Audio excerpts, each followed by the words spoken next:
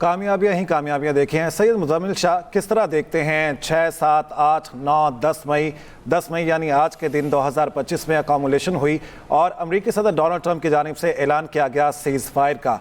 बताइएगा किस तरह देखते हैं कि तारीख में क्या अहमियत है, मार्का हक की क्या सिग्निफिकेंस है? देखें, सबसे बड़ी सिग्निफिकेंस तो ये है कि वो अंग्रेजी में कहते हैं the power stage in the shadows.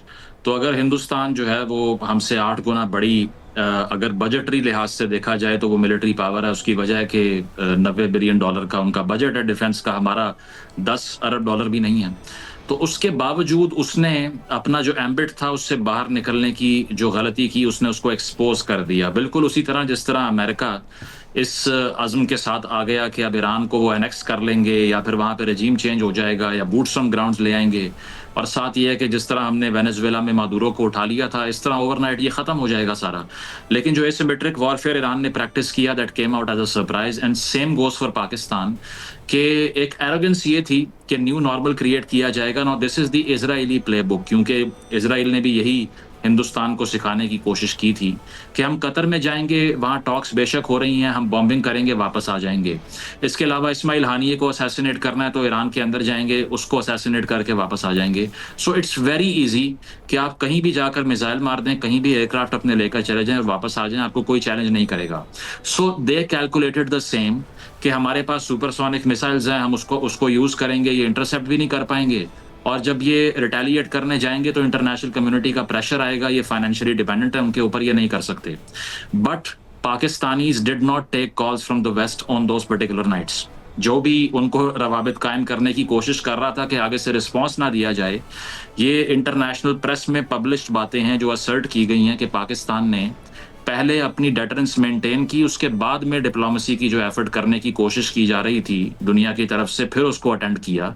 सो आजकल का जो इंटरनेशनल फ्रेमवर्क है, जो मॉडल है, इसको हम कह सकते हैं सेल्फ हेल्प सिस्टम।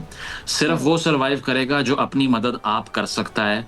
अदरवाइज अगर आप यूएनओ से या सिक्योरिटी काउंसिल से एक्सपेक्ट करेंगे ना कि वो यहाँ आके आपको बचा लेंगे या फिर वो अग्रेसर स्टेट को सैंक्शन कर देंगे या वो इंटरवीन कर जाएंगे, ऐसा नहीं होता।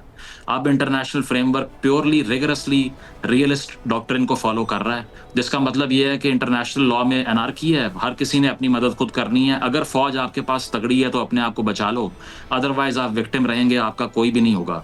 और यूरोप का भी यही असर है। आप देख लीजिए कि यूरोप ने अमेरिकन सिक्योरिटी गारंटीज पर रिलाई किया और आज ये हाल है कि वही अमेरिका कह रहा है मैं ग्रीनलैंड ले लूंगा और यूरोप बिल्कुल टूथलेस बैठा हुआ है। तो पाकिस्तान ने जो काउंटर अटैक या काउंटर ऑफेंसिव किया, उसने एक तो ये इस्टेब्लिश किया कि we are not in a security framework dependent on the West, number 1। Number 2, जो चाइना के साथ पाकिस्तान की जॉइंट प्रोडक्शन थी मिलिट्री हार्डवेयर की, that has been a revolution in the recent history of the country's military doctrine. क्योंकि एक तो दुनिया की वाहिद अफवाज में से एक मेरा ख्याल है जो कि अपना हार्डवेयर एयरफोर्स का बजाते खुद प्रोड्यूस करती है, किसी प्राइवेट एंटिटी से आउटसोर्स नहीं करती। दूसरी चीज ये है कि ये सब करने के बाद हमारे पास जो एक मिसिंग कॉन्फिडेंस था ना कारगिल के बाद से या 70s के बाद से, वो रीगेन हुआ। So India came out of its shadow and got exposed and Pakistan as a smaller power became bigger after the war. Exactly. Kamran, आप कहिएगा अगर हम इस एक साल की बात करें, इसमें अगर हम साउथ एशिया में पावर ऑफ बैलेंस की बात करें, कितना बेहतर तरीके से हमें ये विजिबली शिफ्ट होता हुआ नजर आया। इसके साथ एससीओ की बात करें, अगर हम ओआईसी की बात करें, यूएन की बात करें, कितना बेहतर तरीके से पाकिस्तान ने कॉन्क्रीट डिप्लोमेटिक गेन हासिल किया है। मैं इसे 2 फेजेस में देखूंगा। एक वो फेज जो पाकिस्तान और भारत के दरमियान ये 4 रोज़ा लड़ाई लड़ी गई, उससे पहले का पाकिस्तान और उसका बाद का जो पाकिस्तान है, और उससे पहले का इंडिया और उसके बाद का जो पाकिस्तान है, जमीन आसमान का फर्क है। आई थिंक इससे पहले भी आई थिंक जब पाकिस्तान ने 98 में जब न्यूक्लियर एक्सप्लोजन्स किए थे इंडिया के जवाब में, तो ये बड़ी फेमस बात भी है कि जो इंडिया के प्राइम मिनिस्टर उस वक्त के अटल बिहारी वाजपेयी पाकिस्तान के दौरे पर आए थे इमीडिएटली, तो प्राइम मिनिस्टर उस वक्त नवाज शरीफ ने उनका शुक्रिया अदा किया था। शुक्रिया इसलिए अदा किया था कि आपने बड़ा भला किया कि आपने न्यूक्लियर एक्सप्लोजन्स किए और हमें मौका मिला कि हम भी जवाबन फिर एक न्यूक्लियर ताकत बन सकें पब्लिकली। तो ये उस वक्त अटल बिहारी वाजपेयी ने पाकिस्तान के ऊपर एक एहसान किया था। और फिर ये जो पहलगाम वाक़े के बाद जिस तरह की miss calculation Indian prime minister Narendra Modi ने की और उनकी सरकार ने की, ये दूसरा एहसान उन्होंने पाकिस्तान के ऊपर किया। क्योंकि इस वाक़े से पहले और इंडिया ने पाकिस्तान के ऊपर जो हमले किए थे उससे पहले पाकिस्तान के बारे में जो पूरी दुनिया में और इवन विद इन पाकिस्तान, ये लेट्स एक्सेप्ट द फैक्ट, बहुत से लोगों का ख्याल था कि हम मुआशी तौर पर कमज़ोर हैं, हम सिक्योरिटी हमें चैलेंजेस हैं, पॉलिटिकली हम अनस्टेबल कंट्री हैं, और it is a matter of time. और बाहर दुनिया में परसेप्शन ये थी कि भारत जो ऑब्वियसली बड़ा मुल्क भी है, बड़ी फौजी ताकत भी है, जब हमारे ऊपर हमला करेगा तो हम मेल्ट डाउन कर जाएंगे।